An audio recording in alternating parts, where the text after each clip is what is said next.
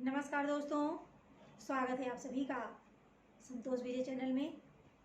आज मैं आप सभी को एक बहुत ही ज्ञानवर्धक कहानी सुनाने जा रही हूँ। एक समय की बात है, एक व्यक्ति की नई नई शादी हुई। शादी होने के बाद लड़की घर आ गई। थोड़े दिन घर में रहने के बाद उस व्यक्ति ने सोचा कि घर में ऐसे ही बेरोजगार बैठे रहेंगे तो घर का खर्च कैसे चलेगा। कहीं बाहर नौकरी ढूंढने के लिए जाना चाहिए, ऐसा विचार मन में बनाया और वो सर्विस करने के लिए विदेश चला गया।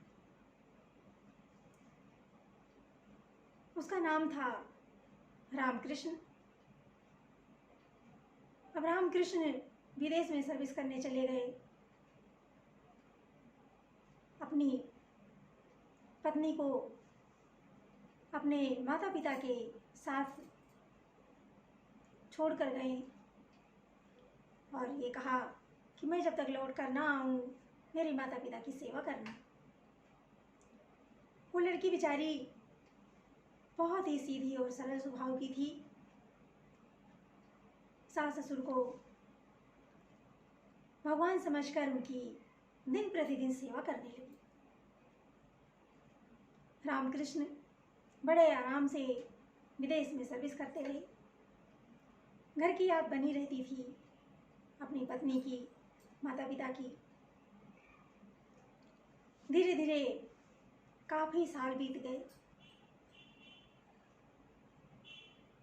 धीरे धीरे जब बहुत साल बीत गए तो उन्हें अपने घर की याद आई। कितने साल बीत गए? धीरे धीरे 17 साल बीत गए। और 17 साल बाद सोचा कि मैं अपनी पत्नी और अपने माता पिता को घर में छोड़कर आया था, वो पता नहीं किस हाल में होंगे, मुझे जाकर देखना चाहिए।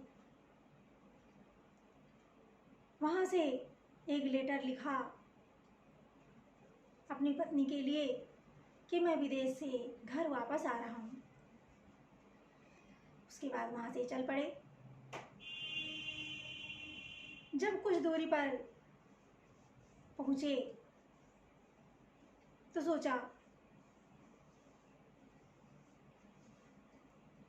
कि ये एक सरप्राइज रखता हूँ पत्नी को, अभी नहीं बताऊँगा नहीं, और तुरंत सीधे ही उसके कमरे में चला जाऊँगा। ऐसा मन में विचार आया। थोड़ी दूर पर आते आते उन्हें एक संत जी कहीं से आ रहे थे और उन्हें रास्ते में मिल गए। ट्रेन में बैठे दोनों लोग बातें करते रहे। संत जी से वार्तालाप हुई। वार्तालाप के दौरान बताया कि मैं विदेश से सर्विस करके आ रहा हूँ। संत जी ने कहा कि मैं विद्या पढ़ने गया था और वहाँ से गुरु दीक्षा लेकर वापस लौटा हूँ। मुझे शास्त्र का बहुत अच्छा ज्ञान है। रामकृष्ण ने सोचा कि पैसे कमाकर तो लौटा ही हूँ, थोड़ा सा हरिचर्चा भी हो जाए, थोड़ा शास्त्रीय ज्ञान भी ले लेता हूँ। बाबा जी ने, पंडित जी ने कहा, लेकिन मैं ऐसे फ्री में किसी को ज्ञान नहीं देता, उसके लिए आपको कुछ दक्षिणा देनी होगी। रामकृष्ण ने सोचा कि इतने सारे पैसे तो कमा करके लौटा ही हूँ, कोई बात नहीं, थोड़ा सा दक्षिणा भी दे दूंगा, लेकिन कुछ शास्त्रीय ज्ञान जरूर ले लूँ इनसे। अब उन्होंने अपनी इच्छा जताई, हाथ जोड़कर प्रार्थना किया, हे संत जी, हे बाबा जी, मुझे शास्त्र का ज्ञान सिखा दीजिए। बाबा जी ने कहा कि बेटा, मैं तुम्हें एक मंत्र देता हूँ और तुम उसे हमेशा याद रखना। संत जी ने कहा, बेटा, कोई भी काम करने से पहले केवल 2 मिनट पहले सोचना, उस पर विचार करना, उसके बाद कोई काम करना। केवल 2 मिनट सोचना और सोचने के बाद ही उस काम को करना। अब वो व्यक्ति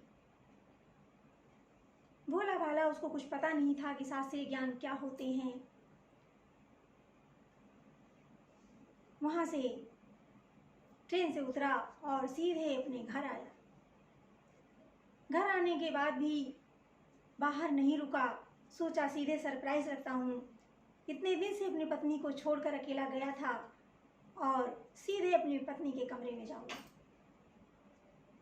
अपनी पत्नी के कमरे में सीधे ही पहुंचता है। रात्रि का समय है, पत्नी सो रही है और जब पत्नी सो रही है कमरे में पहुंचता है तो देखता है कि उसके बगल में कोई पुरुष लेटा है। अब वो एकदम से डर जाता है। मैं विदेश चला गया और मेरी पत्नी ने दूसरी शादी कर ली, ये दूसरे पुरुष के साथ लेटी हुई है, मैं बर्दाश्त नहीं कर सकता और मैं दोनों को जान से मार दूंगा। बहुत क्रोधित हो उठा और कहता है कि मैं इन दोनों को जीवित नहीं छोड़ूंगा, कुछ भी हो जाए। अपनी तलवार उठाई और जैसे ही तलवार को उठाया और मारने के लिए सोचा, गुरुजी की बात याद आ गई।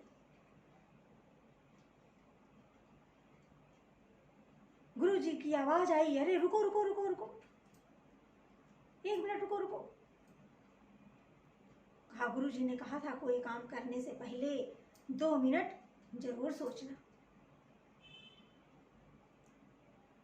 अब वो 2 मिनट सोचने लगे, हाथ हिला, तलवार गिर गई नीचे। नीचे कुछ बर्तन या कुछ रखा हुआ था। धड़ाम से आवाज आई, पत्नी की नींद खुल गई, जग गई तो देखा सामने पति परमेश्वर खड़े हैं। खुश हो गई, उसकी खुशी का तो ठिकाना ही नहीं रहा। दौड़कर जल्दी से पति के चरण स्पर्श किए और कहा कि आपका इंतजार करते करते इतने सालों से मैं आपका इंतजार करती रही, आप आ गए, मुझे बहुत खुशी हो रही है, मैं बहुत खुश हूँ। अब रामकृष्ण चुपचाप खड़े हैं, उन्हें कुछ समझ नहीं आ रहा है कि अभी तो ये पराये पुरुष के साथ लेटी थी और कह रही मैं आपका इंतजार कर रही थी, बात क्या है। इतना सोचते हुए एकदम से मूर्ति की तरह खड़े हो गए। कहते हैं कुछ भी हो, मैं इसे जिंदा नहीं छोड़ूंगा। तब तक पत्नी ने आवाज लगाई, उठो बेटा उठो, देखो तुम्हारे पापा आ गए हैं। वो पुरुष जिसको पुरुष समझ रहा था वो उठा अचानक से और उठ करके देखा, जैसे ही उठा उसकी पगड़ी नीचे गिर गई और केस खुल गए, सारे बाल खुल गए। देखा ये तो एक लड़की है, स्त्री है। पत्नी ने कहा बेटा ये तुम्हारे पापा हैं। अब उसने कभी देखा ही नहीं था, कैसे पहचानती, क्या करती। जब रामकृष्ण ने देखा तो पत्नी से पूछा ये किसकी बेटी है, कौन है। बोले प्रभु आपकी ही बेटी है, ये आप इतने साल से 17 साल बाद वापस लौट कर आए हैं। लोग लाज की डर से मैंने इसे बेटा बनाकर, इसके जूड़ा बना करके, इसको टोपी लगा करके, इसको लड़का बना करके मैंने रखा कि किसी की बुरी नज़र ना लगे, कोई समझ ना पाए, कोई मुझे गलत ना कह पाए। आपकी बेटी है, जब आप गए थे तो ये हमारे गर्भ में थी और आपके जाने के बाद इसका जन्म हुआ, इसलिए ये आपको पहचान नहीं पा रही। रामकृष्ण